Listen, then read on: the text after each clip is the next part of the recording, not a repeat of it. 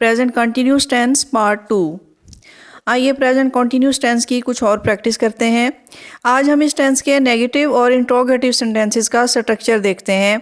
ये तो हम अपनी पिछली वीडियो में लर्न कर चुके हैं कि कंटिन्यूस टेंस में ऑनगोइंग एक्शन बयान किया जाता है और इसे प्रेजेंट प्रोग्रेसिव टेंस भी कहा जाता है, जबकि आईएनजी फॉर्म का इस्तेमाल है और helping verb is are am use किया जाता है, जो कि नहायत सादा और आसान है। तो चलते हैं प्रेजेंट कॉन्टिन्यूस टेंस के कुछ सिंपल या पॉजिटिव सेंटेंसेस को नेगेटिव और इंट्रोगेटिव सेंटेंसेस में चेंज करते हैं। देखिए, I am looking for a better job. ये प्रेजेंट कॉन्टिन्यूस टेंस का एक सिंपल सेंटेंस है। सेंटेंस को नेगेटिव में चेंज करना हो तो नॉट ऐड किया जाएगा, इसके अलावा किसी चेंज की ज़रूरत नहीं है। मीन के इसे इस तरह से लिखेंगे, I am not looking for a better job. तो आप देख सकते हैं कि हेल्पिंग वर्ब के बाद नॉट इस्तेमाल किया गया है और कॉन्टिन्यूस टेंस के किसी भी सेंटेंस को नेगेटिव में चेंज करने के लिए यही रूल है, यानी कि जो हेल्पिंग वर्ब सिंपल सेंटेंस में यूज़ किया जाएगा इसके बाद नॉट की एडिशन की जाएगी। अब आप समझ जाएंगे कि मैंने इस टेंस को सिंपल और इजी क्यों कहा था। तो आइए अब चेंज करते हैं the same sentence in interrogative, यानी कि इस जुमले को सवालिया जुमले में चेंज करते हैं। जब इसे क्वेश्चन या सवालिया में चेंज करेंगे तो लिखेंगे are you looking for a new job, या फिर इसे क्वेश्चन में इस तरह से भी चेंज किया जा सकता है कि what are you looking for. मैं यहाँ आपको ये दोनों तरीके बता रही हूँ क्योंकि क्वेश्चन को समझना या सादा जुमलों को क्वेश्चंस में चेंज करना और उसमें महारत हासिल करना ज़रूरी है। दूसरा ये कि आप स्टूडेंट हैं या टीचर्स हैं, आपको ये दोनों वेज पता होने चाहिए कि क्वेश्चंस आमतौर पर दो तरीक़ों से बनाए जाते हैं। पहला और सिंपल वे ये है कि हेल्पिंग वर्ब से सेंटेंस स्टार्ट किया जाए। आप देख सकते हैं कि सादा जुमले कभी भी हेल्पिंग वर्ब से स्टार्ट नहीं होते, यानी कि इज़ आर एम या कोई भी दूसरा हेल्पिंग वर्ब हमेशा सब्जेक्ट के बाद इस्तेमाल किया जाता है। लेकिन अगर हेल्पिंग वर्ब सब्जेक्ट से पहले यानी कि सेंटेंस के स्टार्ट में हो तो ये क्वेश्चन का मीनिंग देता है। तो ये है पहला तरीका, यानी कि हेल्पिंग वर्ब का यूज़ जहाँ हेल्पिंग वर्ब से सेंटेंस स्टार्ट किया जाता है। And the second way to make question is to use words from WH family. WH family यानी कि WH से स्टार्ट होने वाले अल्फाज जो कि what, when, where, which, whom, whose वगैरह, इन अल्फाज को इस्तेमाल करते हुए भी इंटरोगेटिव सेंटेंसेस बनाए जाते हैं। WH फैमिली के ये अल्फाज स्पेसिफिक क्वेश्चंस की फॉर्मेशन करते हैं। अगर हम अपने सिंपल सेंटेंस को इन WH वाले वर्ड्स की मदद से क्वेश्चंस में चेंज करें तो हम ये लिख सकते हैं कि what are you looking for या व्हाट आर यू डूइंग। ये भी कोई मुश्किल नहीं है। अगर आप मीनिंग की सेंस रखते हैं तो आंसर या पॉजिटिव सेंटेंस को मद्देनज़र रखते हुए क्वेश्चन फॉर्म कर सकते हैं। इस बात को ध्यान में रखिए कि सही क्वेश्चन वर्ड को चूज़ करें, यानी कि अगर व्हाट की ज़रूरत है तो व्हाट यूज़ करें। अगर आप वेयर पूछा जा रहे हैं तो वेयर का इस्तेमाल करें। यहाँ कीवर्ड यही क्वेश्चन वर्ड है, यानी कि WH फैमिली से बिलोंग करने वाला वर्ड। जो क्वेश्चन वर्ड आपके क्वेश्चन में सूटेबल हो सकता है उसी का इस्तेमाल कीजिए।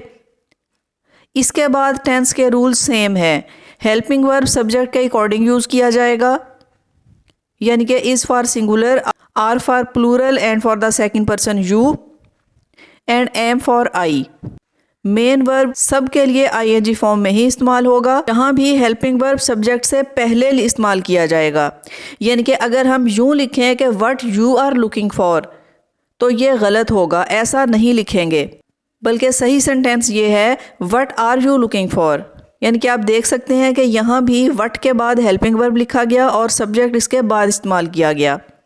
आई होप कि आप समझ गए होंगे और थोड़ी सी मज़ीद प्रैक्टिस आपको बहुत हद तक मदद देगी। आइए देखते हैं कुछ और sentences. He is calling his mother. When we change it into negative sentence, we write he is not calling his mother. In interrogative, it can be is he calling his mother या फिर whom is he calling। उम्मीद है कि आप इन जुमलों का meaning और structure समझ गए होंगे। चेंज करते हैं कुछ और sentences. They are going to beach, कि वो बीच पर जा रहे हैं। Simple sentence of present continuous tense, इसको नेगेटिव में चेंज किया जाएगा, they are not going to beach.